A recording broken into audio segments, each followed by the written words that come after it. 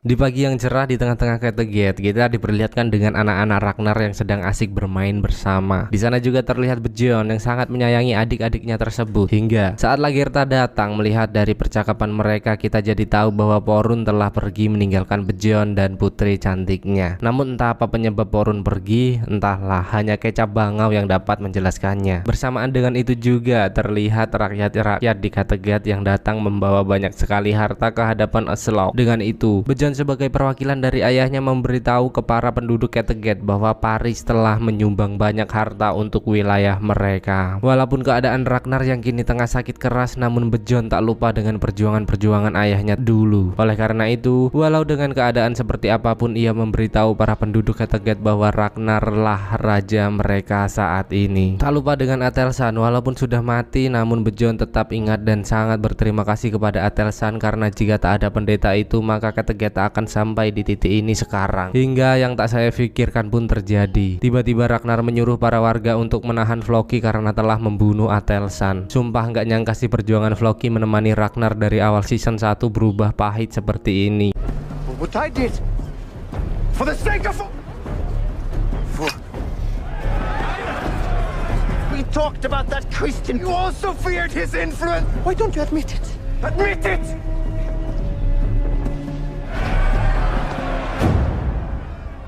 Sementara itu Lagertha, Kalf bersama anggotanya pun kembali ke Handevi. Mereka disambut dengan sangat senang oleh penduduk setempat karena kesuksesan atas jarahan yang mereka bawa. Dalam kesempatan itu Kalf juga mengumumkan bahwa Lagertha telah berperan penting dalam keberhasilan ini. Maka dari itu walaupun tidak menikah, namun Kalf memberi hak memerintah yang sama dengannya dan berbagi kekuasaan secara adil. Yang tentu saja hal itu membuat Lagertha tersenyum manis. Setelah pengumuman itu, Einar pun datang menemui Kalf untuk menyampaikan ketidaksukaannya atas pembagian kerajaan Handevi kepada Lagertha. Einar merasa Kalf telah mengkhianati kesempatan mereka karena saat ia mengangkat Kalf sebagai pemimpin dulu, ia ingin menggulingkan Lagertha bukannya malah mengangkat dan menikmati tahta bersama. Kembali ke Kattegat, terlihat Ube datang menemui Ragnar yang telah siuman dari tidur panjangnya. Dengan itu ia pun pergi menemui Aslaug untuk memberitahu hal tersebut. Beralih ke Floki yang diikat di tengah-tengah Kattegat, terlihat anaknya yang cantik datang untuk menyuapinya. Benar-benar sangat menyentuh. Di sana Helga juga memberitahu Floki bahwa Ragnar telah siuman. Dengan kabar itu Floki semakin khawatir Ragnar akan membunuhnya. Ia pun meminta tolong kepada Helga untuk membantunya melarikan diri. Namun saat Helga mendengar hal itu, ia terlihat sangat ketakutan. Di malam harinya saat penduduk Kattegat sedang pesta bersama, Ragnar datang dan tentu saja kedatangannya disambut dengan sangat baik oleh pria Viking barbar tersebut.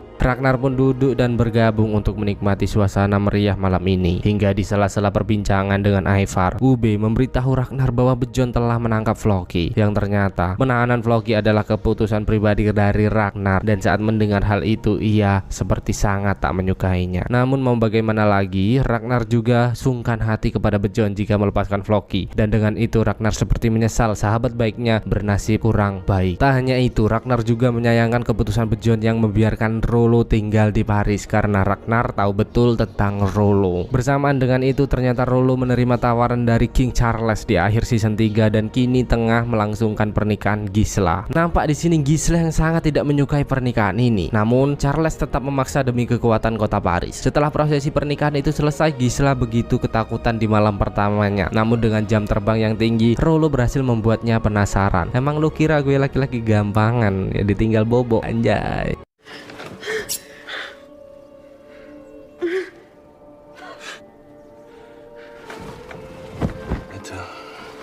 Min Tu trancher. S'ouvre. Bestyle.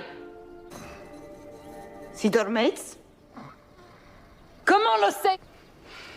Kembali ke Handevi setelah Einar mengungkapkan ketidaksukaannya dengan Lagertha, Kalf pun mengumpulkan semua penduduk Handevi untuk pemungutan suara. Lagertha yang mendengar hal itu tentu saja sangat syok. What even ya naon, ada apa ini cuk? Einar dan para pengikutnya pun dengan senang hati melakukan pemungutan itu untuk menggulingkan Lagertha. Namun ternyata Kalf telah menyiapkan pasukan untuk menghabisi orang-orang yang menentang keputusan, atau bisa dikatakan Einar dan para pengikutnya.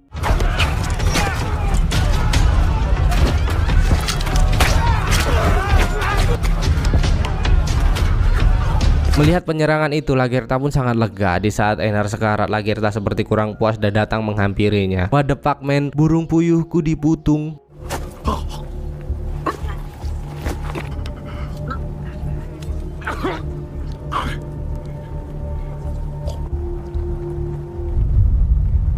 Kembali ke Kattegat, terlihat Ragnar yang terus memandangi Floki di tengah turunnya salju, hingga tiba-tiba Bjorn datang menghampirinya dan memberitahu bahwa ia akan pergi dan hidup di alam liar untuk membuktikan kepada Ragnar bahwa dirinya bisa bertahan hidup sendirian. Ragnar yang mendengar hal itu pun tak bisa melarangnya dan malah menyuruhnya untuk bergegas pergi. Wah, benar-benar ayah yang keras ya.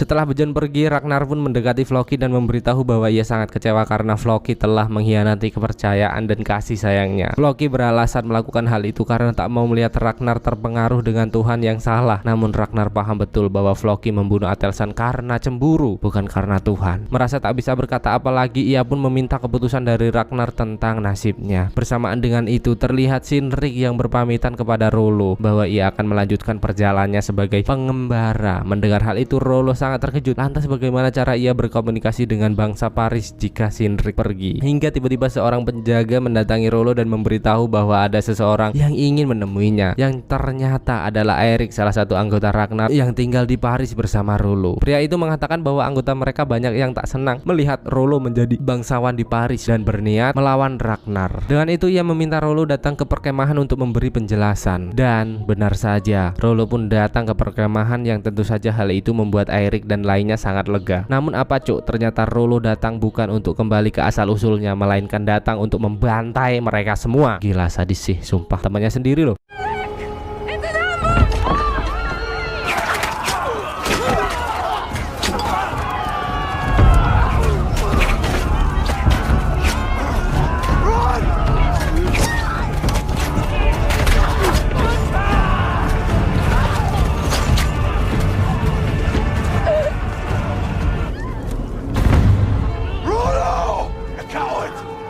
Eirik yang melihat anak dan istrinya tewas pun semakin marah dan mulai membuat formasi untuk perlawanan. Namun banyaknya prajurit Paris membuat Eirik dan lainnya tak bisa berbuat banyak, dan sebelum ia mati, Eirik mengingatkan bahwa Ragnar akan kembali untuk membalaskan dendam mereka.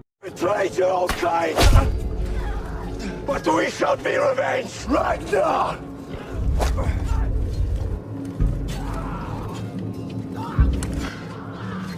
Revenge us! Deus! Deus! Deus! Deus! Deus!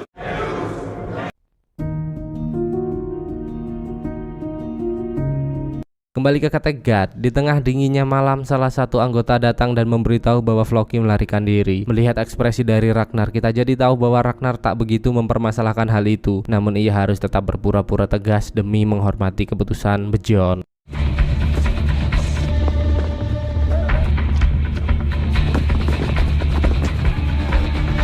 Hingga saat pagi mulai datang, Ragnar diam-diam datang menemui Helga dan membawakan sesuatu. Ragnar juga tahu bahwa Helga lah yang melepaskan Floki. Ia datang bukan untuk memarahi Helga, melainkan hanya untuk memperlihatkan betapa pedulinya ia dengan Floki, Helga, dan putri cantiknya. Sementara itu terlihat Floki yang terus melarikan diri menjauhi dari Kattegat, dan anggota Ragnar yang terus memecah bukit untuk mencari keberadaannya.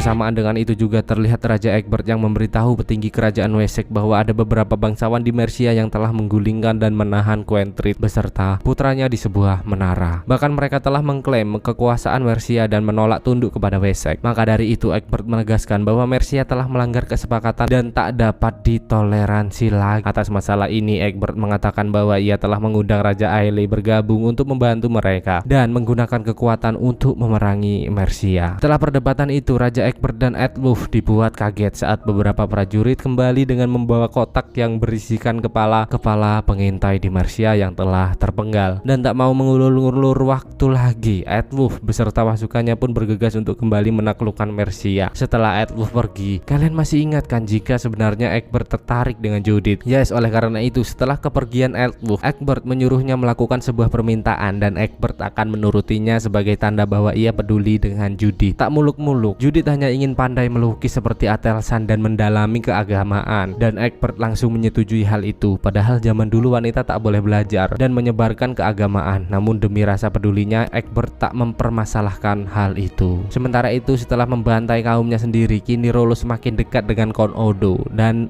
merancang persiapan untuk menyambut kaum Ragnar jika sewaktu-waktu terjadi penyerangan lagi. Tak hanya itu, saat Rollo mengenakan pakaian bangsawan, terlihat Gisela yang juga mulai tertarik dengan pria tersebut.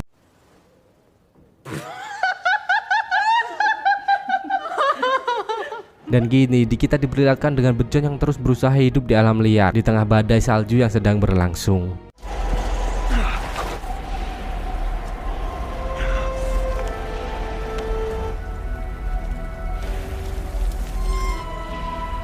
Tak hanya sampai di sana, saya juga mau memberitahu bahwa setelah pelarian yang melelahkan, persembunyian Floki diketahui oleh Ube, dan hal itu membuatnya kembali tertangkap.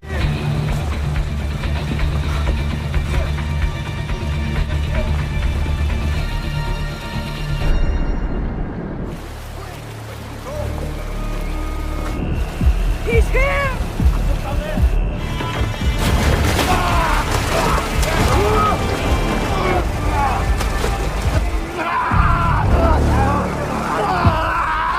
Mereka pun segera membawanya kembali ke Kattegat dan menghadap Ragnar seperti tak enak hati ingin menghukumnya. Namun ia tetap harus melakukan hal itu, ditambah Floki yang hingga kini tak mau mengakui kesalahan membuat Ragnar semakin marah dan berjanji akan membuatnya sengsara.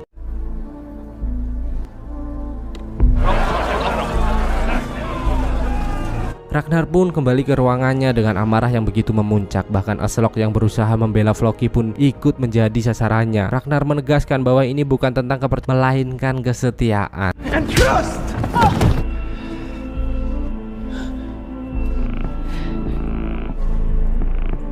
Something you can't understand. Dan setibanya di Mercia, Aethelwulf pun segera melakukan penyerangan. Ia mengerahkan semua prajurit yang dibawanya untuk menyelamatkan putri Quentrid beserta anaknya. Jual beli serangan pun tak dapat dielakkan lagi.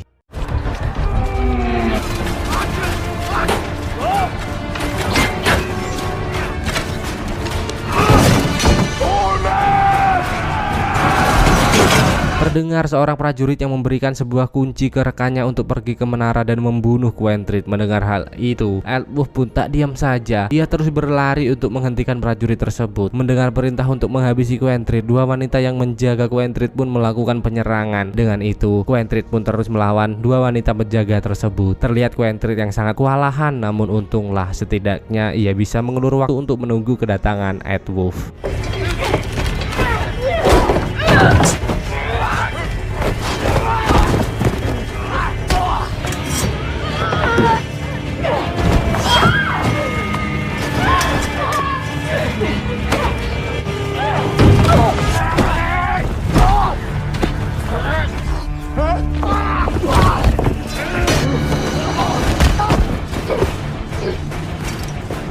Benar saja, setelah berhasil menghabisi prajurit dan memasuki menara dengan tertati-tati, ia menaiki tangga untuk menyelamatkan Quentrid. Dan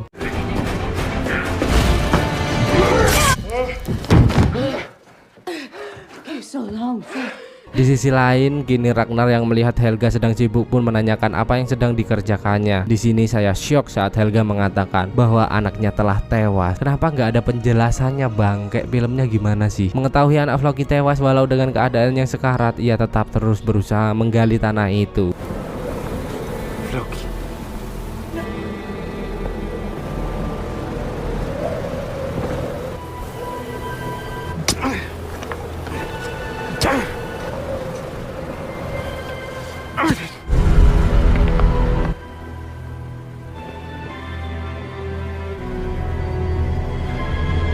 Dan bersamaan dengan itu juga terlihat Floki yang berteriak meratapi nasibnya.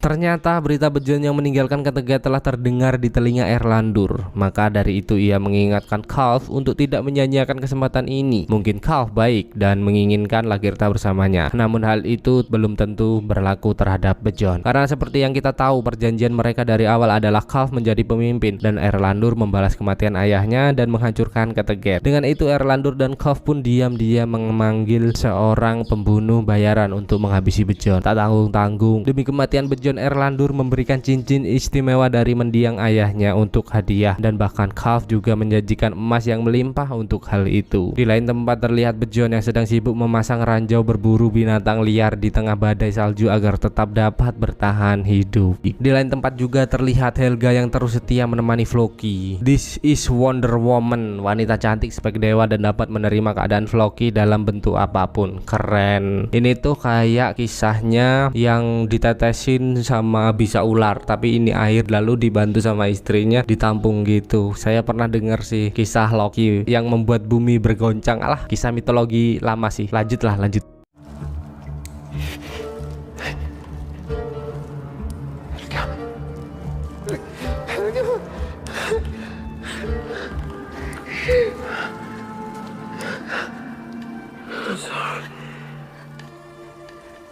Beralih ke kota Paris. Saat sedang menikmati hidangan bersama Gisela, terlihat sangat risih dengan tingkah Rollo yang tak mempunyai tata krama. Bahkan menurut Gisela, cara makan Rollo tak jauh berbeda dengan binatang. Rollo berusaha menenangkan gadis itu, namun dengan terhalangnya bahasa membuat Rollo malah seperti orang aneh dan membuat Gisela semakin marah. Merasa dilecehkan di depan umum, Rollo pun sangat malu dan pergi meninggalkan ruang makan tersebut. Charles yang melihat hal itu pun menanyakan kepada Count Odo tentang apa yang akan mereka lakukan terhadap Rollo ke depannya. Count Odo mengatakan bahwa mereka harus menahan Rollo agar tetap tinggal bersama mereka. Jika karena tidak, nasib kerajaan Charles akan dalam bahaya. Dengan itu Count Odo pergi menemui Rollo untuk berusaha menenangkannya, dan lagi-lagi keterbatasan bahasa membuat komunikasi mereka sangat buruk. Namun Count Odo tahu maksud dari Rollo bahwa ingin mempelajari bahasa kota Paris. Maka dari itu ia berjanji akan segera mencarikan guru untuk mengajarinya berkomunikasi dengan baik. Bersamaan dengan itu, Troyes juga mulai mengajari Judith menggambar, dan ternyata Troyes juga mengetahui kisah Ragnar dan peperangan melawan kota Paris yang mengatakan bahwa penyerangan itu sangat hebat dan cerdik. Dengan itu Judith pun pergi menemui Raja Egbert untuk menceritakan hal itu, dan tentu saja membuat Raja Egbert semakin terkesan dengan Ragnar. Dan ini nih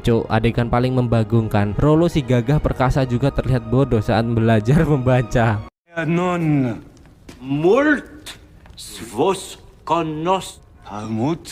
et Mult. vos conos Divus. bien. Bahkan guru itu sampai-sampai tak sabar mengajarinya, dan tentu saja hal itu merupakan suatu penghinaan untuk Rollo hingga dibanting.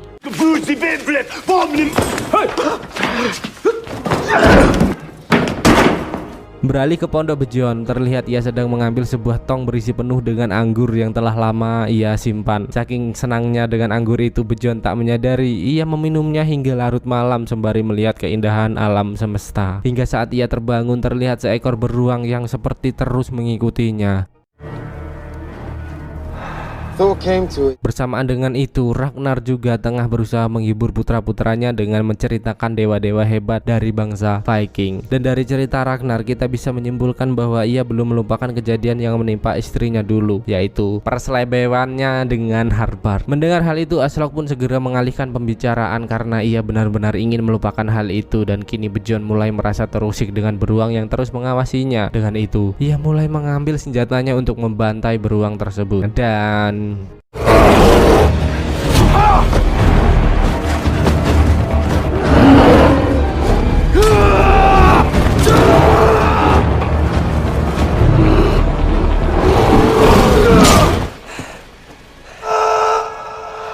siapa sangka teriakan Bejon yang terlalu keras membuat Ragnar dapat merasakan keberhasilan putra kebanggaannya tersebut. Setelah berhasil mengalahkan beruang itu, Bejon pun kembali ke pondoknya, dan di depan api unggun yang hangat dengan nekat ia menyeka lukanya yang parah dengan besi yang membara. Sementara itu terlihat Judith yang datang menemui Egbert untuk menanyakan keseriusannya atas dirinya, untuk memastikan apakah Egbert akan benar-benar menganggapnya setara dengannya dan menyayanginya dengan tulusnya. Banyak nyanya cok. Namun sebelum pertanyaan itu selesai, Egbert menegaskan bahwa ia tak hanya kagum dengan Alfred keturunan Atelsan, namun Egbert juga menyayangi Judith bagai Malika si kedala hitam yang dibesarkan sepenuh hati. Mendengar hal itu, Judith pun mulai melucuti pakaiannya untuk membuktikan bahwa dirinya memang seksi. Aduh. Lantas bagaimana? Terus judulnya apa ini nanti? Istriku adalah ibu tiriku atau istriku adalah istri ayah? Wah, kocak sih film ini, anjir. Namun setelah kejadian itu, Egbert mulai mengalami suatu hal yang aneh. Dengan angin yang berhembus kencang, ia merasa Atelsan datang mengunjunginya, dan ternyata bersama dengan itu Ragnar mengalami hal yang sama. Dan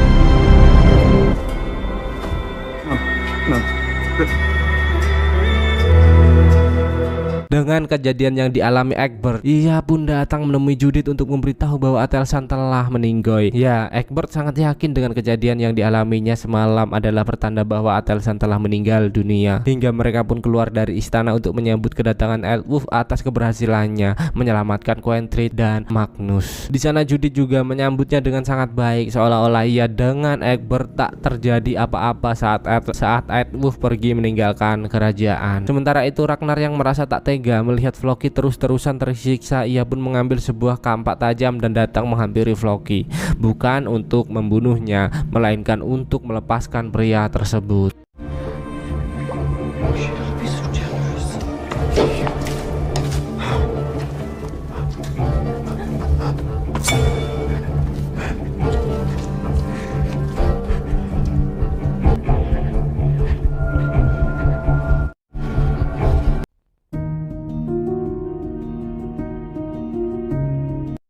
Setelah melepaskan Floki, Ragnar pun berendam di sebuah bak kecil hangat ditemani seorang budak cantik Chinese ya, basah bernama Yidu. Dari pandangan mata Ragnar terhadap budak cantik itu, kita bisa tahu bahwa ia menyimpan suatu ketertarikan padanya. Beralih ke Wessex, dengan berhasilnya Ealhwulf, Raja Egbert dan Raja Aelle pun melakukan jamuan untuk menyambut kedatangan Quentrid dan Magnus. Di sana Quentrid mengatakan untuk segera kembali menaklukkan Mercia. Mendengar hal itu, Aelle pun langsung tanggap dengan perkataan Quentrid, dan dengan tegas Aelle mengatakan bahwa jika Mercia kembali ditaklukkan, maka Magnus anak haram dari Ragnar lah yang sah untuk memimpin Mercia. Maka dari itu Aelle seperti keberatan karena ia telah bersumpah untuk menghabisi Ragnar dan kaumnya setelah kerajaan diserang tanpa alasan dulu. Di lain tempat terlihat Ragnar dan kaumnya tengah menghabiskan malam yang dingin dengan pesta minum anggur bersama. Bersamaan dengan itu Floki yang telah bebas pergi ke paranormal untuk mengetahui kelanjutan atas nasibnya. Namun kali ini ia benar-benar terkejut karena saat Floki datang, paranormal itu mengatakan bahwa telah menunggu kedatangannya selama beratus-ratus tahun. Rasa penasaran saya semakin besar saat melihat Floki yang tersenyum menakutkan. Sementara itu terlihat Sigla dan beberapa pendetanya datang menemui Rollo untuk menyampaikan bahwa pernikahan mereka akan dibatalkan karena menurut film ini pernikahan belum sah apabila mereka belum melakukan perkentuan. Mendengar hal itu, Rollo yang telah belajar banyak tentang bahasa Paris pun memohon kepada Gisela untuk menarik keputusannya itu. Gisela pun sangat heran mendengar Rollo berbicara menggunakan bahasa Paris. Dengan itu Gisela pun menyuruh pendeta dan lainnya untuk pergi agar ia bisa berbicara serius dengannya. Gisela tidak mengelak bahwa ia sangat tersentuh dengan kesungguhan Rollo mempelajari bahasa Paris. Namun Gisela masih belum yakin atas keseriusan Rollo dan membantu kota Paris walaupun telah membantai kaumnya sendiri. Rollo pun mencopot gelang kebanggaan kaum Viking dan memberitahu dengan tegas bahwa ia siap mati untuk membela kota Paris. Mendengar hal itu, Gisela pun terlihat begitu puas dan mulai percaya hingga ia rela menyerahkan apem legitnya ke pria tersebut.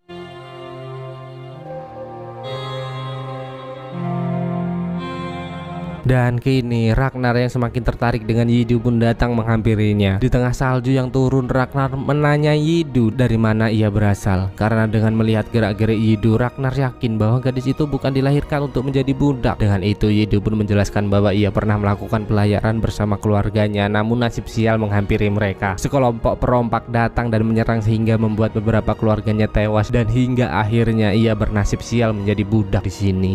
Here, wherever here is. It is so long since I knew where it.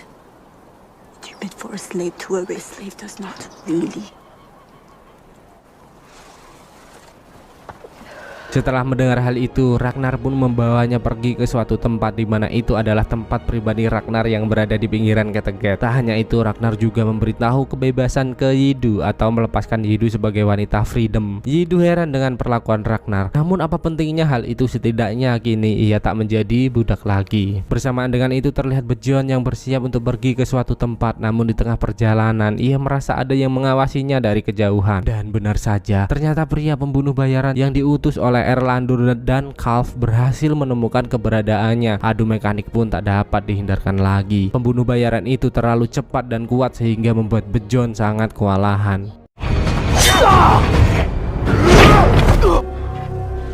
Namun Bejon tak menyerah begitu saja. Saat pria itu menghilang, ia merancang sesuatu dan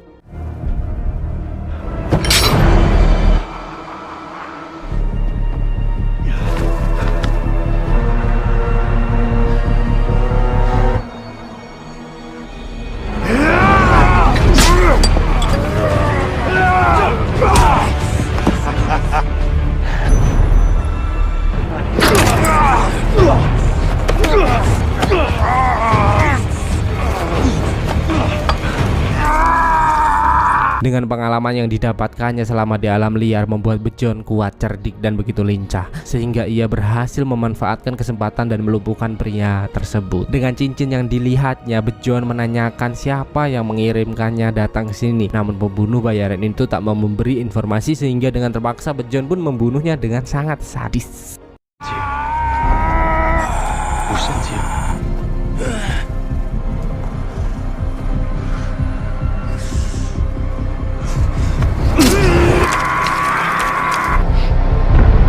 Di sisi lain terlihat Floki dan Helga yang dikagetkan dengan Aslok. Wanita itu mengatakan bahwa ia datang bukan untuk niat jahat, melainkan untuk meminta tolong kepada Floki mengajari Ivar mempercayai dewa dan mengajarinya hidup sebagai Viking sejati. Aslok tahu bahwa Ragnar tak akan melakukan hal itu, maka ia mempercayakan anak kesayangannya itu kepada Floki. Sejak pertemuannya dengan Yidu, kini Ragnar terlihat semakin dekat dengannya, dan ternyata wanita itu sering memberinya ramuan-ramuan herbal untuk kesembuhan Ragnar. Tentu saja hal itu membuat hari-hari Ragnar semakin berwarna hingga lebih sering menghabiskan waktunya di sana ketimbang di istananya sendiri. Dan kini terlihat Bejon yang berkunjung ke Handevi. Selain untuk menemui ibunya, Bejon juga memiliki tujuan lain, yaitu mengajak Torfi untuk ikut bersamanya kembali ke Kattegat. Mendengar hal itu, Erlendur merasa dilecehkan. Namun Kalf yang takut rencana pembunuhan Bejon terbongkar pun tak mempermasalahkan hal itu dan menyuruh Torfi untuk memilih. Erlendur paham dengan maksud Kalf. Dengan itu, ia mengizinkan Torfi pergi bersama Bejon, namun anaknya harus tetap tinggal di Handevi. Awalnya Torfi menolak hal itu. Ia memohon agar anaknya dapat ikut bersamanya pergi ke Kattegat bersama Bejon. Namun Lagertha berusaha menenangkan wanita itu dan berjanji akan selalu menjaganya. Entah untuk apa Bejon melakukan hal itu. Apakah sebagai pengganti Porun? Saya tidak tahu. Dan kemana Porun? Apa kabarnya Porun? Kok nggak kelihatan? Bersamaan dengan itu juga terlihat Egbert dan pasukannya tengah melakukan pesta besar-besaran. Namun di tengah pesta itu Aile menyadari bahwa Judith ada sebuah hubungan dengan Charles hingga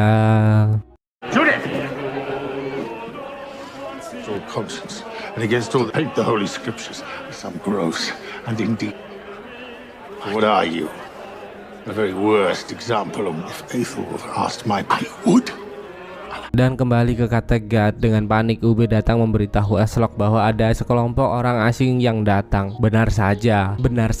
Tak lama dari itu, sekelompok pria tinggi besar datang menyapa Aslok di sana. Pria itu memperkenalkan diri sebagai Harald atau Raja Finnhair. Mendengar kata raja, Aslok pun sangat menghormatinya dan menyambutnya dengan baik. Hingga saat larut malam di tengah-tengah pesta bersama, Aslok kembali menanyakan apa tujuan Harald datang ke Kattegat. Pria itu pun mengatakan bahwa ia pernah ditolak oleh seorang gadis karena belum terlalu kuat. Mendengar besarnya nama Ragnar membuat ia terobsesi. Ia berniat untuk menguasai wilayah Ragnar demi membuktikan kepada gadis yang menolaknya bahwa ia adalah laki-laki terkuat dan pantas untuk menikahinya. Sumpah, pria ini datang emang alasannya cuman gitu, cok, aneh ya anjir, demi cinta. Iya. Bersamaan dengan itu terlihat Bjorn dan Torfi yang telah tiba di Kattegat dan juga Ragnar yang menyambut baik kedatangan putra kesayangannya tersebut. Dan setelah melihat kehadiran Harald, tak banyak kata yang diucapkan oleh Ragnar. Pemimpin kita ini hanya mengatakan sepatah kata, yaitu "Sopo kowe?" Anjiwa.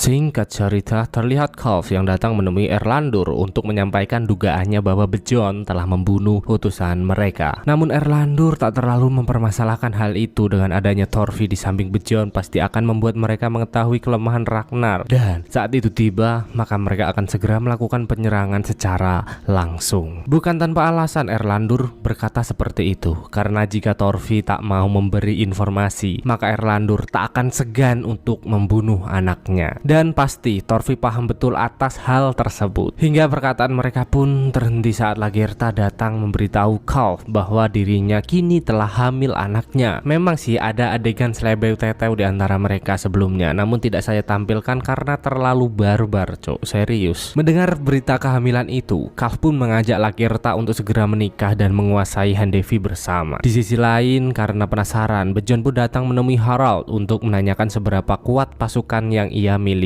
Pria bertato itu dengan santainya menjawab bahwa ia hanya mempunyai 20 kapal dan 600 prajurit. Namun ia sangat yakin bahwa kerajaannya akan semakin besar setelah meraih ketenaran di sana. Ia juga menambahkan bahwa saudaranya yang bernama Halfdan sedang memimpin pasukan dan akan segera tiba di Kattegat. Mendengar hal itu, Bjorn menegaskan bahwa kerajaan yang besar tidak hanya diraih dengan ketenaran, dan Ragnar yang melihat hal itu hanya tersenyum manis di sana. Bersamaan dengan itu pula terlihat Egbert sedang menginterogasi seorang prajurit pengintai Mercia. Egbert pun menanyakan siapakah si inisial W yang dimaksud oleh prajuritnya tersebut. Mendengar hal itu, Quentrid pun memberitahu bahwa yang mereka maksud adalah Wigstan, si panglima perang yang sangat berambisi atas kekuasaannya. Quentrid juga menegaskan agar segera menangani hal ini dengan serius agar ia dapat segera kembali menduduki Mercia. Eadwulf pun setuju dengan perkataan Quentrid hingga Egbert dan lainnya tak bisa berkata apa-apa lagi. Setelah percakapan itu selesai, terlihat Eadwulf sedang menyabit-nyabit tubuhnya sendiri. Ya, putra dari Egbert itu memang memiliki kebiasaan aneh, yaitu menyabit-nyabit dirinya sendiri untuk menebus dosa yang telah ia lakukan. Ia percaya jika ia menyakiti dirinya sendiri, dosa-dosanya akan terhapus. Setelah hal itu selesai, Eadwulf pun mengajak Judith untuk tidur bersama. Namun wanita itu malah menolak ajakan tersebut. Eadwulf pun sangat marah atas penolakan itu karena diam-diam ternyata ia juga telah mengetahui bahwa Judith bermain gila dengan ayahnya. Udah tahu kok dibiarin gitu loh, sontoloyo. To me, if it pleases you, Hans, either to you or husband to me, as I am wife, otherwise free.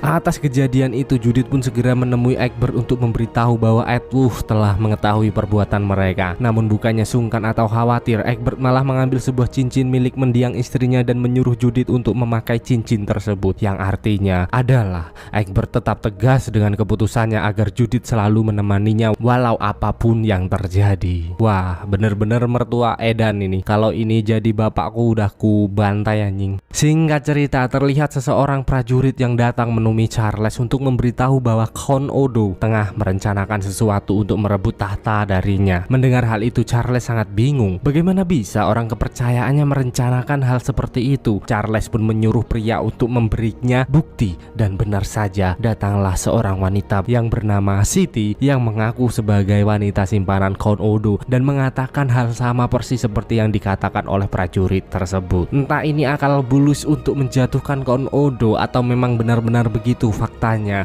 kita masih sama-sama belum mengetahuinya. Politik sungguh benar-benar misterius.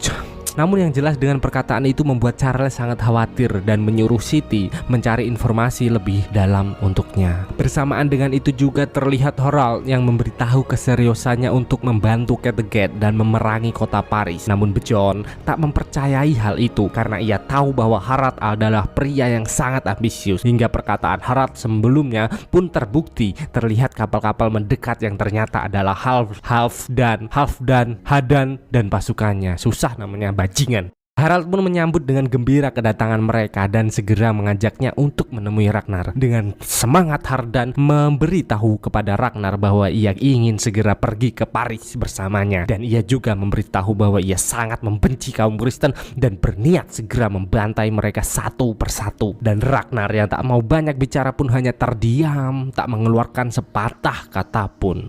Di malam harinya terlihat semua orang di Kattegat sedang menikmati panjangnya malam bersama. Ragnar pun mengajak Yidu untuk mengawasi anggota dari kejauhan. Ragnar sedikit termenung memikirkan kota Paris. Mengetahui hal itu, Yidu mengira bahwa Ragnar akan sangat senang jika segera kembali ke sana. Namun ternyata tidak. Di usia dan keadaannya yang sekarang membuat Ragnar kehilangan hasrat dan dihantui rasa bersalah dengan apa yang telah dilakukan selama ini. Dan di sini juga saya sedikit syok saat Yidu mengatakan bahwa dirinya adalah seorang putri kaisar.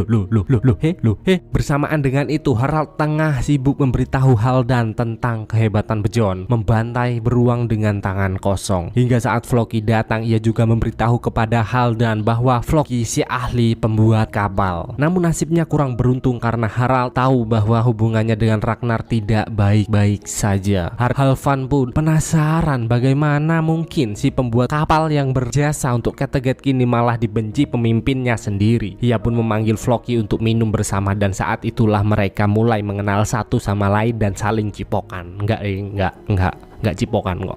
Di akhir episode 5 ini kita diberitahu beberapa hal besar dari Ragnar yang semakin dekat dengan Yidu, Bjorn yang semakin dekat dengan Thorfinn dan mengetahui dari mana asal cincin yang diambil dari orang yang hampir membunuhnya. Bahkan kini di Handevi terlihat Lagertha yang tengah bersiap-siap melangsungkan pernikahan. Di hari itu Karl sangat senang karena inilah impiannya dari dulu, menikah dengan Lagertha dan menguasai Handevi bersama. Namun ternyata Lagertha masih ingat jelas saat Karl mengkhianatinya hingga Lagertha pun memanfaatkan momen ini untuk membunuh pria tersebut agar kembali menjadi penguasa Handevi secara utuh dan sah.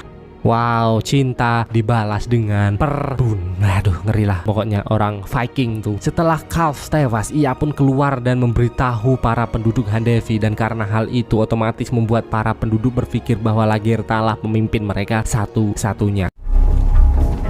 Oh, Karl is dead. Long live Erika! Long live Erika! Long live Erika!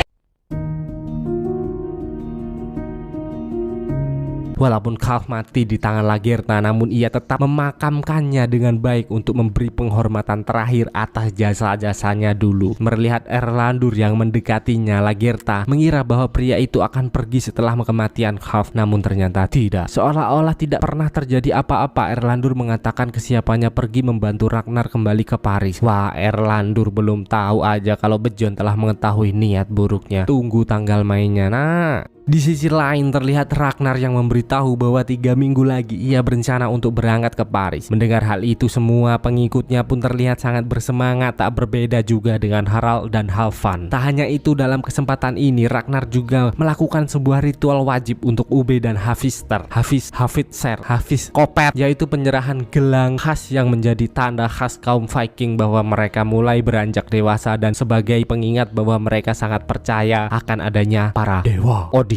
Setelah penyerahan gelang itu selesai, Ragnar juga memberitahu Aslok bahwa ia berniat mengajak Ube dan Hafisrek untuk ikut serta ke Paris. Mendengar hal itu, Aslok pun sangat tak menyetujuinya karena menganggap putra-putranya mereka tuh masih kecil. Namun kita tahu seperti apa Ragnar jika telah mengambil keputusan, tak ada yang bisa merubahnya. Bersamaan dengan itu pula terlihat Egbert yang memberitahu rakyatnya bahwa ia akan mengirim Alfred ziarah ke Roma bersama Troyes. Egbert melakukan hal itu karena ia sangat yakin bahwa Alfred terlahir untuk melakukan hal-hal besar, dan inilah awal mula untuk persiapannya. Aelwulf pun memproteskan hal itu karena perjalanan Roma sangat jauh dan berbahaya, dan tiba-tiba Egbert mengatakan bahwa ia juga mengikut sertakan Aelwulf pergi ke Roma untuk menjamin keselamatan Alfred. Apa yang kalian pikirkan? Mengapa Aelwulf? Apakah ini salah satu siasat agar hubungannya dengan Judith tak terganggu. Anjay, memang mertua bangsat ini. Aduh, kacau. Quentrid pun heran, lalu jika Aethelwulf pergi, siapa yang akan memimpin pasukan untuk memerangi Mercia? Dan dengan tegas Egbert mengatakan bahwa dirinya lah yang akan turun langsung memimpin pasukan.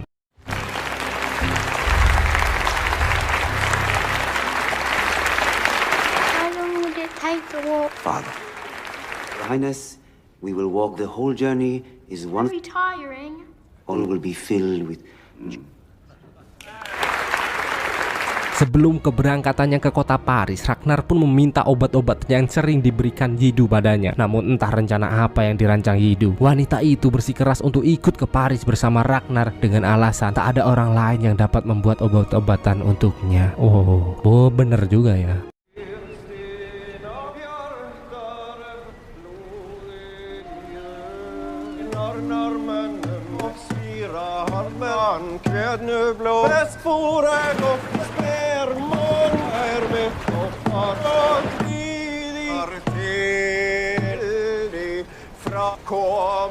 Singkat cerita, dengan diiringi lagu khas dari Viking, Ragnar dan pasukannya pun memulai perjalanan menuju kota Paris. Di sana terlihat Floki yang semakin dekat dengan Harald dan Halfdan. Bagaimana tidak? Setelah dipermalukan Bjorn dan Ragnar, kini Floki seperti dianggap spesial oleh kakak adik itu, sehingga membuat Floki dengan senang hati satu kapal bersama mereka. Dan Thorfinn yang melihat Bjorn terus memandangi cincin itu pun semakin penasaran, hingga Bjorn memberitahu bahwa cincin yang dibawanya ini adalah cincin yang berhasil ia ambil dari seorang pembunuh bayaran yang datang untuk membunuhnya. Dengan itu Thorfinn pun langsung paham bahwa Erlendur diam-diam telah mengutus pembunuh bayaran untuk menghabisi Bjorn. Now do you see?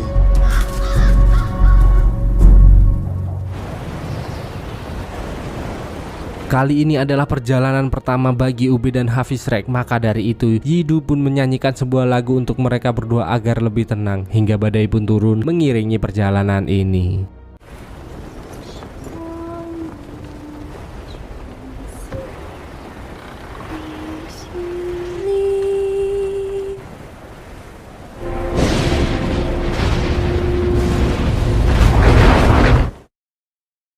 Setelah disapu badai, Ragnar dan Bjorn menyadari bahwa mereka salah jalur dan terpisah dengan anggota lainnya. Bersamaan dengan itu juga terlihat King Egbert yang menyampaikan perpisahan sebelum Alfred dan Aethelwulf memulai perjalanan mereka. Well, going on a pilgrimage is like wipes away the dirt. Well, my boy. My boy, I love you. Father says, and Father, and be good. Dan setelah terus menggerakkan kapal, akhirnya Ragnar melihat dua kapal lain yang ternyata adalah kapal Lagertha dan kapal milik Harald. Dengan itu mereka pun menuju daratan bersama-sama hingga melihat sebuah pondok pengawas dari Paris. Tak mau membuang-buang waktu, Ragnar dan lainnya pun mulai bergerak. Dan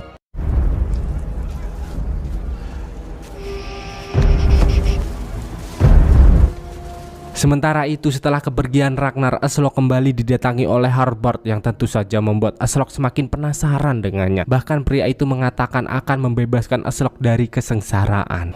Kembali ke Ragnar, dengan mudah ia dan anggotanya berhasil melumpuhkan prajurit-prajurit kota Paris yang berada di sana. Tak lupa, Ragnar juga memberi tanda kapal-kapalnya yang masih tertinggal dengan mengikat seorang manusia dan menghanyutkannya. Gila sih, cuk.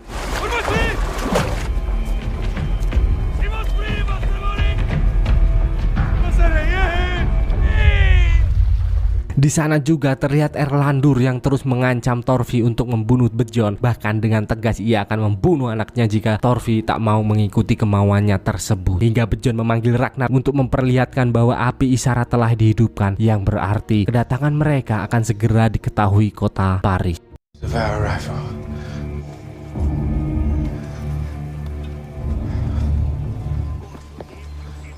Bukannya takut dengan hal itu, Harald dan beberapa orang lainnya mengambil prajurit yang tertangkap untuk memeriahkan suasana. Bahkan Floki juga tak mau ketinggalan dalam keseruan tersebut. Keseruan kok begini toh bang.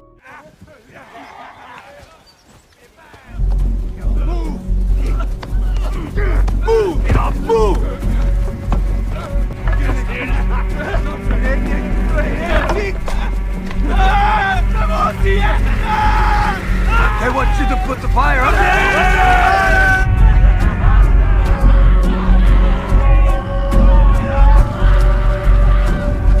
Dan Dan ternyata benar, berita kedatangan Ragnar telah terdengar oleh King Charles. Di sana Count Odo berjanji akan memimpin pasukan untuk menghadapi Ragnar, namun Charles lebih terfokus kepada Rollo. Ia memohon agar Rollo tak mengkhianati kota Paris atas apa yang telah diberikan padanya. Bahkan kali ini King Charles rela bersujud untuk hal itu. Mendengar hal itu, Rollo pun berjanji demi kota Paris, demi kejayaan dan demi Gisla, ia akan mempertahankan kota Paris sampai titik darah penghabisan. Setelah diskusi itu, Count Odo pun menemui Siti untuk mencurhatkan keresahannya. Count Odo mengatakan bahwa awalnya mereka memang benar-benar membutuhkan Rollo, namun setelah berhasil mengalahkan kaum Ragnar, maka ia akan menyingkirkan Rollo dan merebut tahta King Charles. Tak hanya itu, Siti pun dicambuk dengan sekuat tenaga untuk melampiaskan kekesalannya tersebut.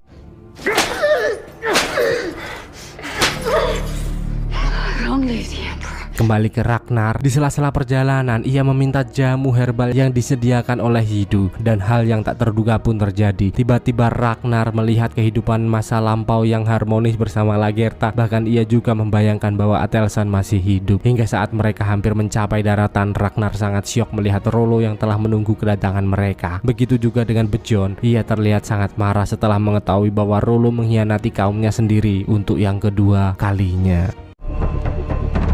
Don't know, Rollo.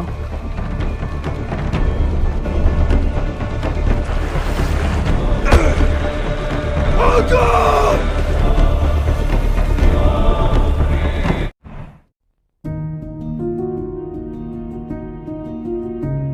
Singkat cerita, setelah mendirikan perkemahan, Ragnar mulai merencanakan penyerangan kota Paris. Di sana Ragnar berpikir bahwa kota Paris telah menyiapkan sesuatu untuk menghadang mereka di perairan. Maka dari itu ia berencana membagi dua kelompok untuk mengalihkan perhatian di jalur darat. Mereka semua pun setuju akan hal itu, dan Lagertha dengan tegas mengatakan bahwa ia akan memimpin pasukannya. Setelah pertemuan itu, Ragnar menyayangkan apa keputusan Lagertha karena ia tahu bahwa Lagertha tengah hamil. Namun Lagertha tak mau dianggap lemah dan tetap bersikeras dengan keputusannya. Di sana juga terlihat Bejon yang datang menemui Erlandur untuk menanyakan cincin yang dibawanya. Namun Erlandur seperti terkejut dan menutupi sesuatu terhadap Bejon.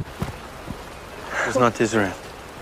I know it is his father's ring. Dan hari yang ditunggu-tunggu pun tiba. Harald dan Halfdan begitu bersemangat dalam penyerangan ini. Begitu pula dengan Bejon yang mengatakan kepada Ragnar akan membunuh Rollo sebagai bukti bentuk kekecewaannya. Saat mendekati area kota Paris, mereka disambut dengan ribuan anak panah yang berterbangan. Namun Ragnar dan anggotanya tak gentar sedikit pun dan terus berusaha untuk bertahan. Where is your mom?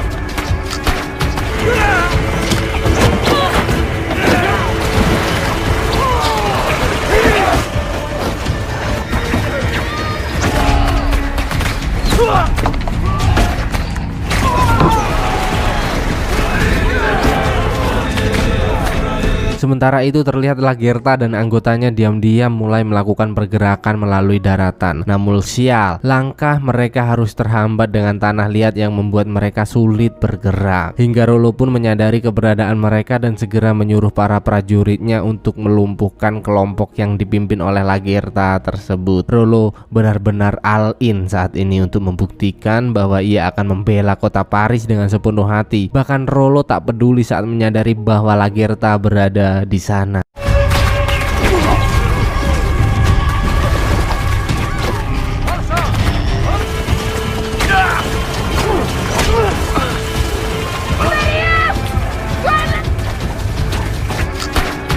Tak hanya itu, melihat kapal-kapal Ragnar yang mulai mendekat, Rollo pun menyuruh prajuritnya untuk segera mengangkat rantai besar untuk menghadang kapal-kapal Ragnar. Ternyata benar dugaan Ragnar bahwasanya kota Paris telah menyiapkan sesuatu untuk menghalangi kedatangan mereka. Akibat rantai itu, banyak kapal-kapal Ragnar yang berjatuhan. Bahkan prajurit Paris juga melemparkan minyak dan membakar kapal satu persatu.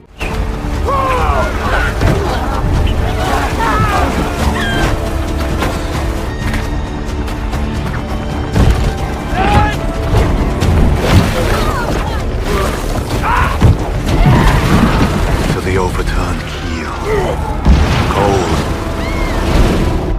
And your death is on its...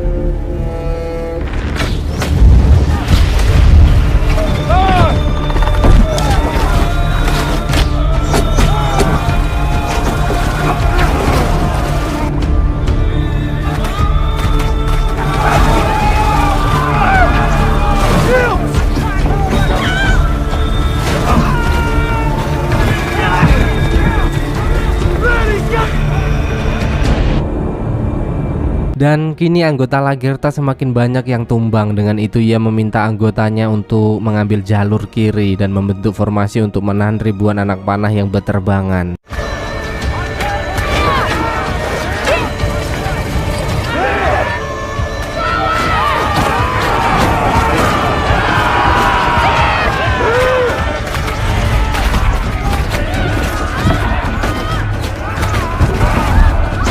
Dan ternyata tak hanya itu, kota Paris telah menyiapkan prajurit untuk menyerang perkemahan Ragnar. Melihat kedatangan prajurit-prajurit itu, Thorfinn pun segera membawa putra-putra Ragnar untuk bersembunyi.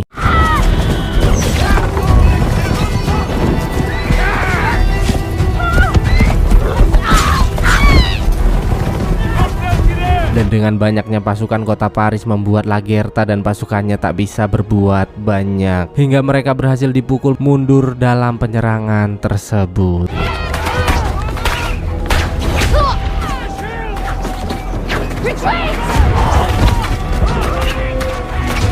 Namun kejadian ini menciptakan suatu momen yang indah saat melihat Floki jatuh tenggelam. King Ragnar turun langsung untuk menyelamatkannya. Atas kejadian itu Floki pun sangat tersentuh dan mungkin akan memperbaiki hubungan mereka ke depannya. Melihat kapal-kapalnya berjatuhan, Ragnar merasa sangat kecewa dan dari kejauhan ia mengungkapkan kekecewaannya terhadap Rollo, di mana dulu saat semua orang menginginkannya mati, Ragnar terus membelanya, dan kini balasan Rollo yang diberikan atas cinta kasih Ragnar sangat begitu mengecewakan.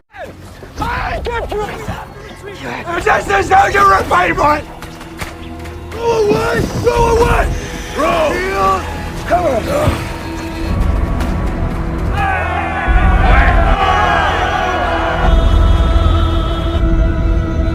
Setelah pertempuran itu, Count Odo menyampaikan sukacitanya atas keberhasilan mereka. Gisela juga heran mengapa banyak korban wanita dalam peperangan ini. Rollo pun mengatakan bahwa kaum Viking wanita kadang-kadang lebih pemberani daripada pria-pria TikTok zaman sekarang. Terlebih si Lagertha yang membuat Gisela penasaran dan ingin menemuinya. Bersamaan dengan itu juga terlihat Aslok yang memberitahu Harbard bahwa Ragnar telah menghukumnya karena telah mengetahui bahwa Aslok bermain gila dengan Harbard. Tak hanya itu, Aslok juga memberitahu bahwa Ragnar membawa putra-putranya ke Paris. Mendengar hal itu, Harbard pun terus berusaha menenangkannya hingga membuat Aslok semakin nyaman dengannya. Dan perkimpoian pun tak bisa dihindarkan lagi.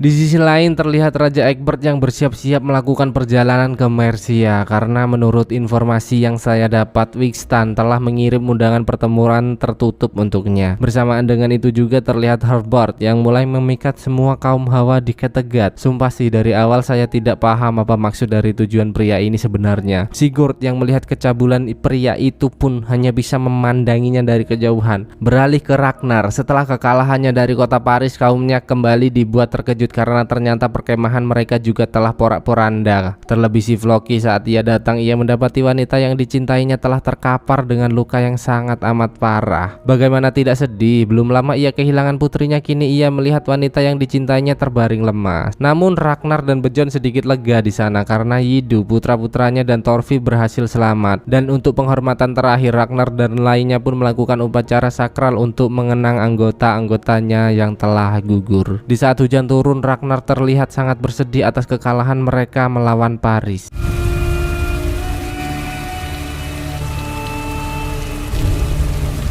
Singkat cerita, Egbert pun tiba di Mercia menemui Wigstan di sebuah gereja kecil di sana. Saat pertemuan itu, Wigstan menceritakan bahwa leluhur-leluhurnya di Mercia telah terbantai habis dalam perang saudara yang selama ini berlangsung. Di sana Wigstan juga mengatakan bahwa jika Egbert memihak Quentrid, maka ia sama gilanya dengan wanita tersebut. Egbert tak paham dengan perkataan itu dan Wigstan pun menjelaskan bahwa sebenarnya ia sama sekali tak mengincar tahta Mercia. Bahkan di tempat ini Wigstan menyerahkan mahkota Mercia kepada Egbert. Inti dari perkataan Wigstan dalam pertemuan ini adalah sebenarnya ia tak berminat untuk menguasai Mercia, namun ia juga tak rela jika Mercia diduduki oleh Quentrid. Maka dari itu Wigstan pun menyerahkan kekuasaannya atas Mercia kepada Egbert.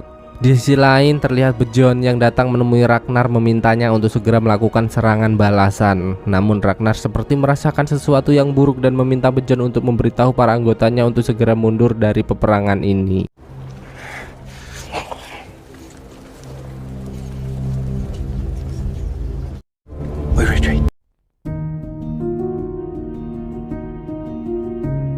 Benar saja, mereka pun memulai perjalanan kembali ke Kattegat atas perintah Ragnar. Harald pun menyampaikan rasa kecewanya atas hal itu kepada Lagertha. Bagaimana mungkin seorang Ragnar dapat menerima kekalahan dan dipukul mundur berbanding terbalik dengan nama besarnya yang menggelegar. Namun Lagertha tahu bahwa Ragnar bukan orang yang bodoh dan menyuruh Harald untuk tak mengatakan hal buruk tentangnya. Di sisi lain terlihat Count Odo yang datang menemui Charles dan memberitahu bahwa ia mulai khawatir dengan kekuasaan yang diberikan kepada Rollo. Count Odo mengatakan bahwa ia sangat takut jika Rollo menyalahgunakan kekuasaannya. Seperti yang kita tahu, Rollo adalah bangsa Viking yang tak dapat dipercaya. Kata Count Odo loh, bukan kataku. Maka dari itu Count Odo memohon kepada Charles untuk segera menahannya sebelum Rollo melakukan hal buruk untuk kota Paris. Perkataan itu cukup masuk akal dan Charles pun mengatakan akan mempertimbangkannya terlebih dahulu. Bersamaan dengan itu juga terlihat Egbert yang kembali ke Wessex. Atas berita baik yang dibawanya tentu saja ia disambut dengan sangat gembira. Hingga tibalah saat Quentrid datang menemui Egbert dan memberitahu bahwa dirinya tengah mengandung anak dari Aedwulf. Di sana ia juga meminta Egbert untuk segera menyerahkan tahta Mercia kepadanya. Namun fakta berkata lain. Dengan pesan dan dokumen yang diberikan oleh Winston, Egbert pun menegaskan bahwa dirinya lah raja dari Wessex sekaligus Mercia saat ini. Dan surat itu juga menyatakan bahwa Quentrid telah dicopot dari kekuasaannya, yang tentu saja hal itu membuat Quentrid sangat amat marah. Kembali ke Ragnar, di tengah-tengah perjalanan tiba-tiba Ragnar memikirkan sesuatu dan menyuruh Bjorn untuk memberitahu semua anggotanya untuk mendirikan kemah di sana. Seketika semua pun heran. Setelah dipukul mundur oleh Paris, lantas hal apa lagi yang direncanakan oleh Ragnar? Ia pun menjelaskan bahwa mereka akan mengangkat kapal ke tebing itu. Wah, sumpah sih nggak masuk akal sih, Cok. Entah apa maksud dari Ragnar, namun ia mempercayakan hal ini kepada Floki untuk mengerjakannya. Walaupun banyak yang tak paham dengan maksud Ragnar, namun keputusannya adalah mutlak. Maka dari itu mereka pun segera melaksanakan perintah tersebut.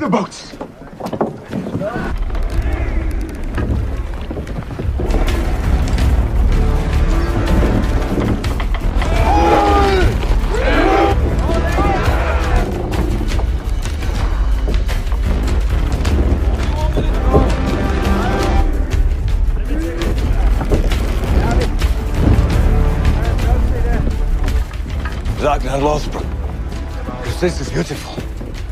And I thought we'd feel stupid to be here with you.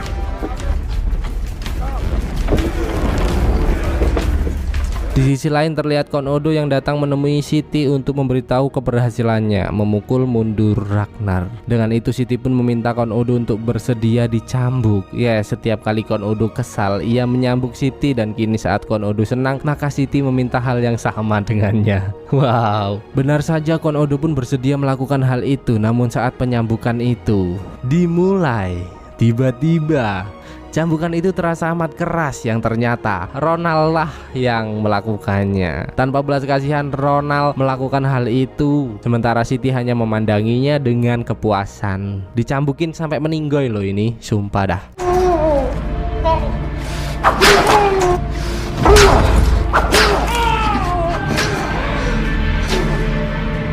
Begitu pula dengan Quentrid yang datang menemui Judith untuk memberitahu bahwa ia tengah mengandung anak dari Aedwulf. Judith pun tak heran dengan hal itu dan memakluminya. Namun anehnya, bagai tak punya malu, Quentrid meminta bantuan kepada Judith untuk membantunya kabur dari Wessex karena ia telah dihianati Egbert. Matane cocok kok iso ya bojone wis dikentu, gek saiki njaluk tulung sisan, anjay lah. Memang film bangsat ini. Bersamaan dengan itu juga terlihat Sigurd yang mengajak Aslaug ke suatu tempat untuk menunjukkan sesuatu yang ternyata Harbard sedang mengentus. Melihat hal itu Aslaug pun sangat marah. Bagaimana tidak, setelah ia mulai nyaman dan mengkhianati Ragnar, kini ia melihat Harbard mengentus satu persatu wanita di sana. Anjir, satu desa dong, boleh dibantai.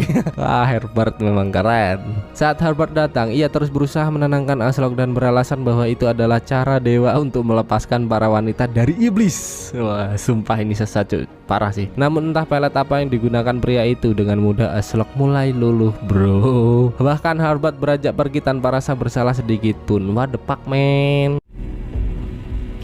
Give this driver. Where are you going?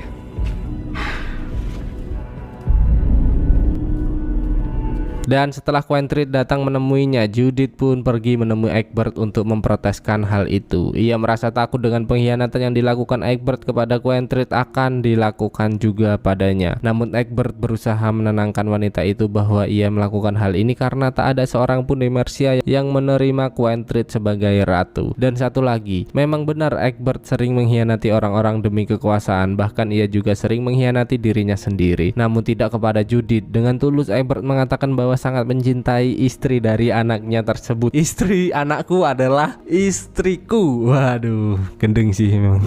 Dan kini kita diberitahu apa alasan Siti dan Ronald menghajar Count Odo tanpa ampun. Ternyata itu adalah suruhan dari Charles untuk menobatkan Rollo sebagai penguasa di kota Paris. Bersamaan dengan itu juga terlihat Quentrid yang berhasil ditangkap saat hendak melarikan diri. Para prajurit pun membawanya menemui King Egbert, dan di sana raja itu menegaskan bahwa Quentrid tak boleh meninggalkan Wessex dengan dua alasan. Satu, Magnus adalah anak haram dari Ragnar. Maka dari itu Egbert ingin Ragnar melihat anaknya dirawat dengan baik saat ia kembali datang ke Wessex. 2. Quentrid tengah mengandung anak dari Eadwulf, maka dari itu ia ingin merawat calon bayi itu sebagai bentuk perhatian kepada putranya. Egbert juga menegaskan bahwa jika Quentrid masih saja membangkang, maka ia tak segan-segan untuk mengurungnya. Place guards around the villa.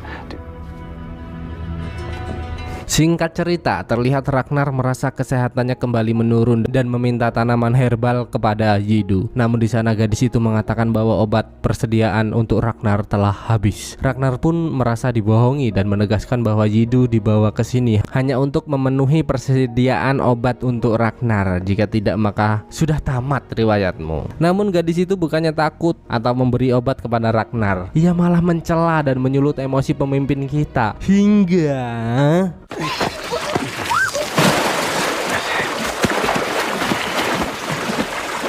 awalnya saya mengira bahwa Yidu ini ya akan menjadi tokoh besar di akhir season karena dia salah satu anak pejabat ya kan. Ternyata sependek ini sepak terjang gadis Chinese kita. Aduh kasihan. Tak hanya itu, kita juga diperlihatkan dengan anggota Ragnar yang terus berusaha untuk mengangkat kapal-kapal mereka sesuai keinginan Ragnar Lothbrok.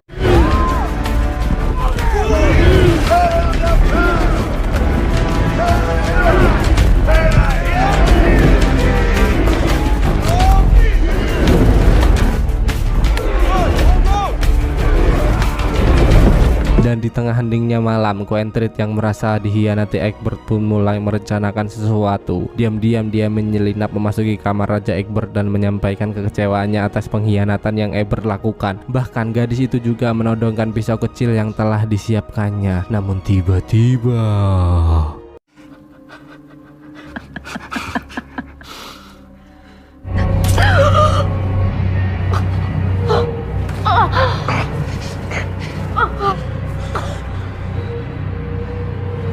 Judith, twice over.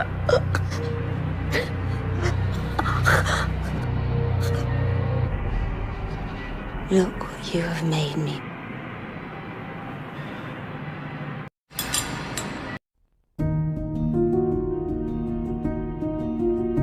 beberapa bulan pun berlalu. Terlihat mega proyek yang dirancang oleh Ragnar kini terus berlangsung. Bahkan Lagertha yang kini hamil besar juga terjun langsung di sana.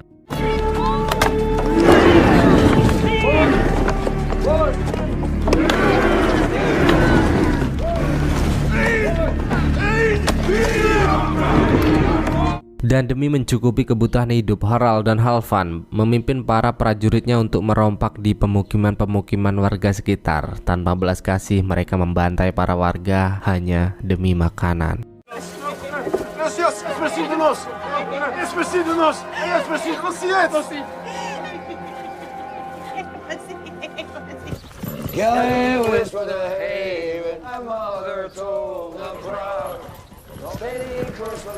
Di sisi lain juga terlihat Eadwulf dan Alfred yang telah memasuki kota Roma, tujuan utama ziarah mereka. Setelah memasuki gedung itu, mereka disambit dengan kepala pendeta di sana. Saat melihat Alfred, pendeta itu seperti tertarik padanya, seakan-akan menyimpan sesuatu yang begitu istimewa. Dan bahkan pendeta itu menunjukkan duri kecil yang katanya adalah salah satu duri dari Yesus saat disiksa dan disalib dulu. Yang tentu saja hal itu membuat Eadwulf dan Troye sangat takjub. Bagaimana bisa?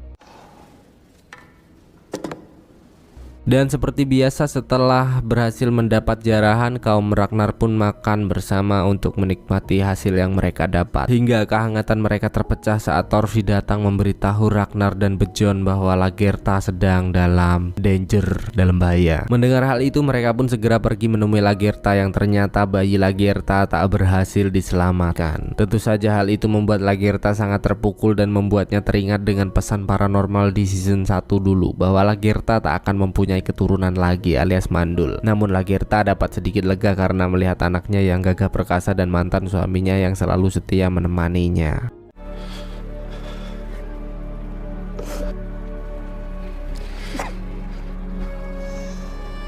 Leave me alone.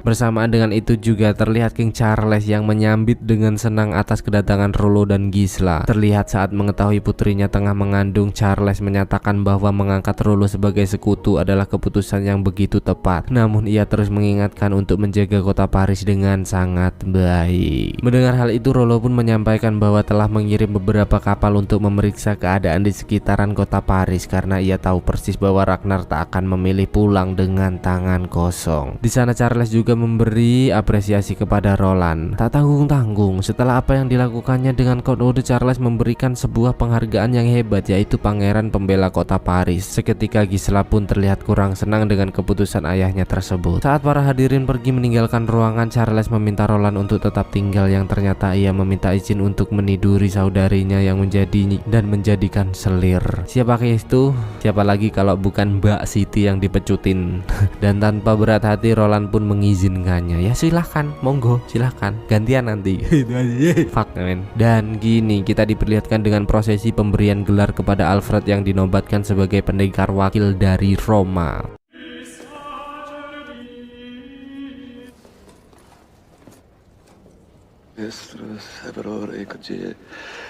Take this sword. You, with the blessing of God, Holy Spirit, you may resist enemies.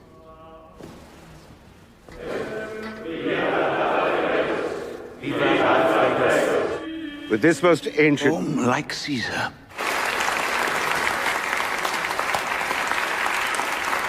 Bersamaan dengan itu juga terlihat Egbert yang dinobatkan sebagai pemimpin dari dua kerajaan yang sah, yaitu Wessex dan Mercia. Pencapaian luar biasa dari seorang Egbert. We hereby nominate its venerable crown. I crown you and mercy.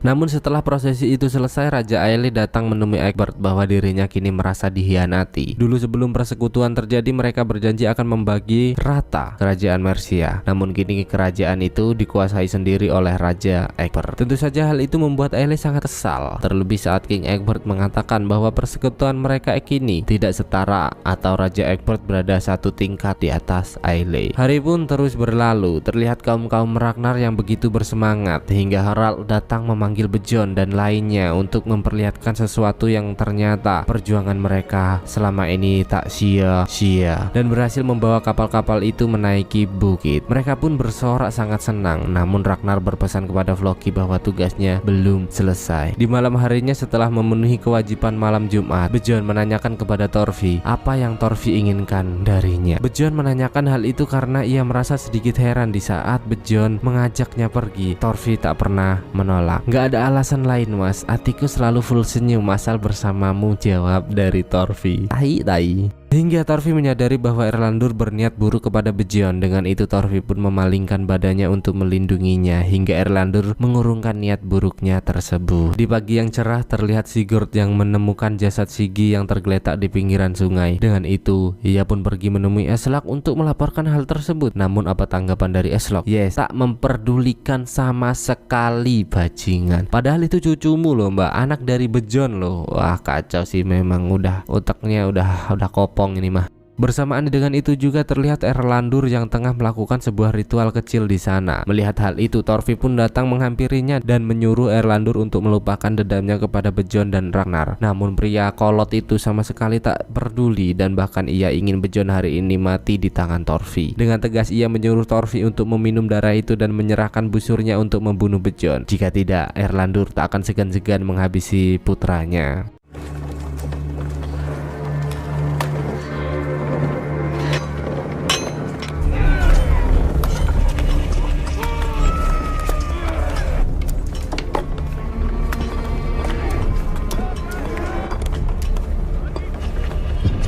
Bjorn yang melihat Thorfinn membawa busur panah pun heran, dan wanita itu pun mengatakan bahwa Erlendur menyuruhnya untuk membalas kematian ayahnya terhadap Bjorn. Hingga tiba-tiba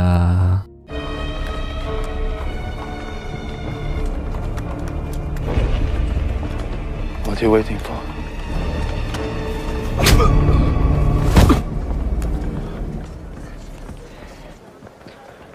Bjorn sangat lega melihat keputusan yang diambil oleh Thorfinn, dan ia juga menghampiri Erlendur yang terbaring lemas untuk memberikan cincin yang ia ambil dari pembunuh bayaran yang hampir membunuhnya kala itu. Dan kini terlihat penyakit Ragnar kembali kambuh, entah apa penyakitnya, namun Ragnar seperti berhalusinasi. Hingga Bjorn pun datang menghampirinya dan memberitahu bahwa kapal telah siap siaga. Melihat keadaan Ragnar, Bjorn tahu ada yang tidak baik-baik saja. Ragnar pun memberitahu bahwa obat yang pernah diberikan Yidu membuatnya seperti diracuni jika tidak mengkonsumsinya, alias kecanduan. Terlihat obat itu hanya tinggal sedikit dan akan ia gunakan untuk melawan Rollo. Bjorn berusaha meyakinkan Ragnar karena ia sangat membutuhkan perannya dalam menaklukkan kota Paris. Namun Ragnar menegaskan bahwa ia sudah tak peduli lagi dengan kota Paris dan tujuannya saat ini adalah menghabisi Rollo atas pengkhianatan yang telah dilakukannya. Benar saja, melihat kapal itu telah siap, mereka pun segera melakukan pelayaran kembali ke Paris. Di sini saya baru ngeh apa rencana Ragnar. Ya, ternyata ia menyuruh para anggotanya memodif kapal dan menaikkannya ke atas bukit agar mereka benar-benar siap dan dapat menyerang kota Paris melalui jalur lain. Gila, perjuangan yang luar binasa.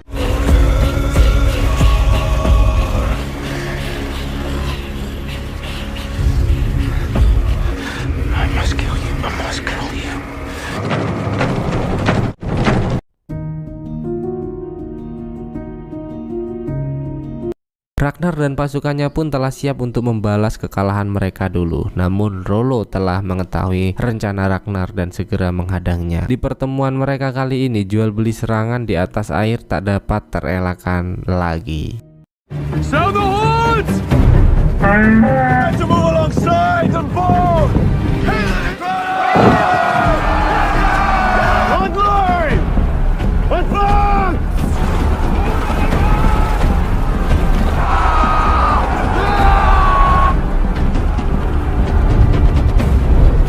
Tak lupa dengan Gisela yang mendoakan Rollo sepenuh hati demi kemenangan suami tercintanya dalam pertempuran tersebut. Dan patungnya bisa nangis loh, ini gokil sih.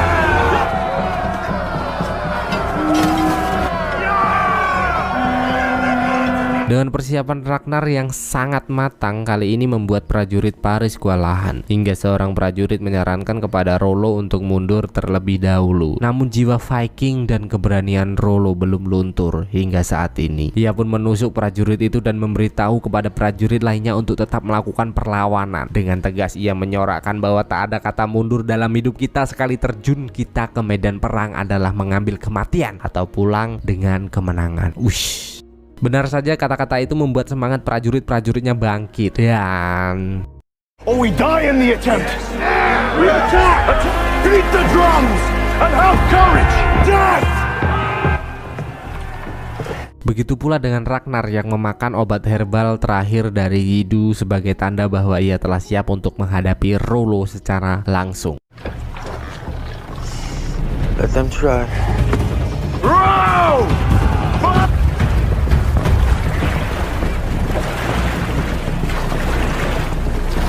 Rollo! Here, you snake.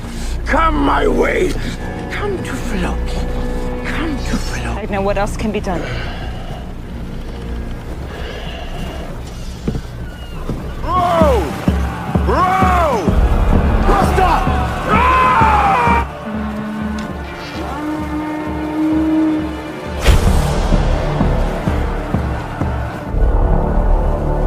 Di sisi lain, Charles menyampaikan kekecewaannya dengan Roland yang hanya duduk manis dan menikmati makanan di saat Rollo berjuang mati-matian mempertahankan Paris. Charles yang naik darah pun tak banyak kata dan menyuruh pengawalnya untuk menikam Roland dan Mbak Siti di sana. Anjay. Now.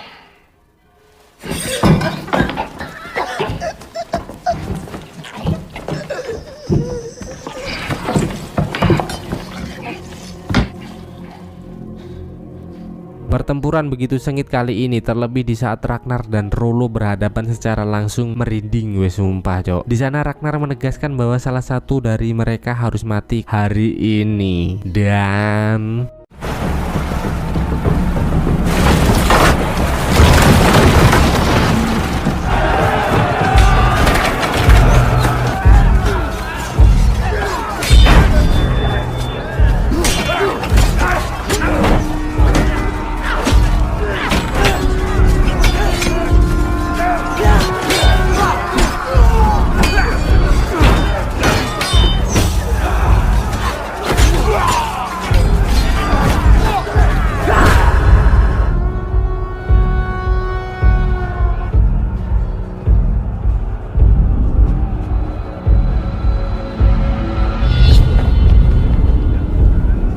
My brother. Never one of us will die today. And it won't.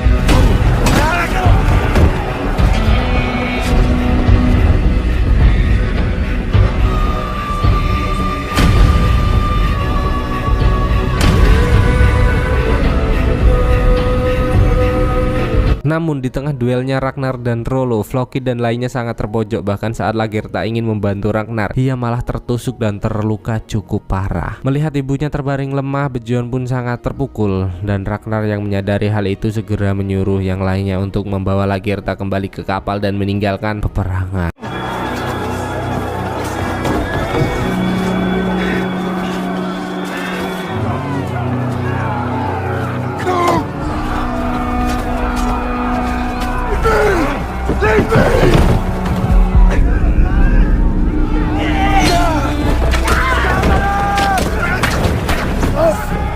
Let them go.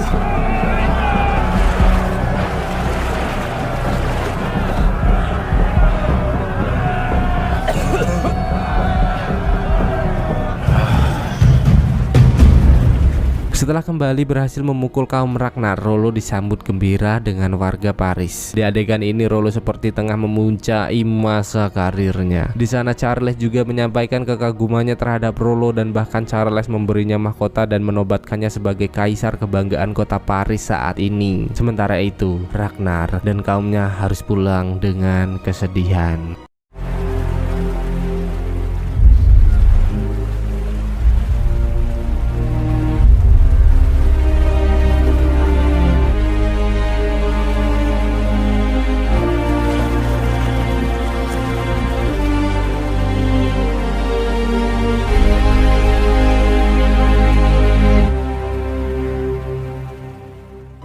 Beberapa tahun pun berlalu. Terlihat Slok yang memanggil Bejon karena ada seseorang yang ingin menemuinya. Setelah pertemuannya dengan Bejon, pria bernama Thorhall itu memberitahu bahwa Ragnar mempunyai seorang anak dari hubungan terlarangnya dengan Quentry. Tak hanya itu, Thorhall juga memberitahu bahwa kaum Ragnar yang menempati tanah pemukiman yang diberikan Egbert dulu telah dibantai sesaat Ragnar pergi meninggalkan Wessex. Bejon meragukan hal itu, namun Thorhall menyuruh Bejon untuk menanyakan kepada Ragnar langsung, karena Ragnar sebenarnya telah tahu akan hal tersebut. Mendengar ucapan dari Slok, kita jadi tahu bahwa Ragnar beberapa tahun ini pergi meninggalkan Kattegat setelah kekalahannya dari Paris. Setelah mendapati berita itu, Bejon pun pergi menemui Floki dan menanyakan kebenaran padanya. Bejon tahu bahwa Floki adalah sahabat baik Ragnar yang selalu setia, maka dari itu tak mungkin Floki tak mengetahui hal tersebut. Floki pun menyampaikan bahwa hal itu benar. Hingga saat Thorfinn datang, mereka mengalihkan perhatian dengan membicarakan rencana mereka untuk mempengaruhi laut Mediterania. It's just a map, Bjorn. Marks on a paper. I learned from my father. I used to sail there. I hope you come with me, Floki. Sailing somewhere that doesn't exist. He is mad enough to go. Then I guess I will follow.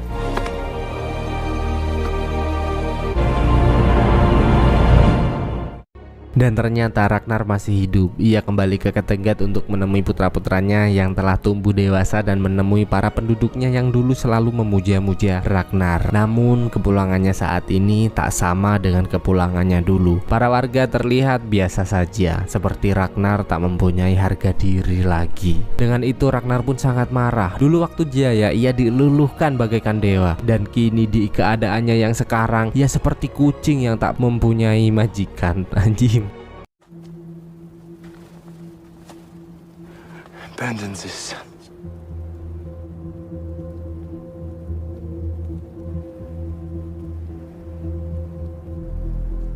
Do you know how this works? You must kill me. No? How? Oke lah boy, capek tenggorokanku. Ini adalah Viking season 4 dari episode 1 sampai 10. Tolong dong 10k like-nya please. Filmnya seru banget anjing, sumpah. Aku nontonnya tuh kayak terhipnotis gitu loh. Wih, di lebay. Oke lah, langsung saja ngebacot. Intinya bantu dukung terus channel ini supaya menjadi channel yang lebih baik, lebih berguna, lebih berkembang dan lebih rame dari sebelumnya ya. Bantu 10k like dan saya bakalan upload season 4 episode 2. Kita bikin episode ini sekarang. Sebenarnya jujur ya, sebenarnya saya mau ngasih langsung sih season 4 ini, cuman season 4 ini kan ada 20 episode. Jadi mau nggak mau ya kita jadiin 2 video aja lah ya. Soalnya 10 episode itu udah 1 jam cok durasinya. Dan kalau saya ngedit 2 jam tuh aduh butuh waktu lama, mungkin butuh waktu sekitar 2 mingguan buat nyelesain itu. Jadi kalian nanti bakalan lebih lama dan saya bakalan lebih capek. Jadi 10 episode sudah cukup lah, udah cukup standar 1 jam kok. Oke, jadi itu saja. Terima kasih yang udah nonton sampai akhir. Apabila ada kata-kata yang menyinggung, saya mohon maaf. Itu semua saya lakukan hanya untuk menghibur kalian semua. Dan I love you. Bye bye. 10k like saya lanjut guys. Yuk bantu yuk, bisa yuk.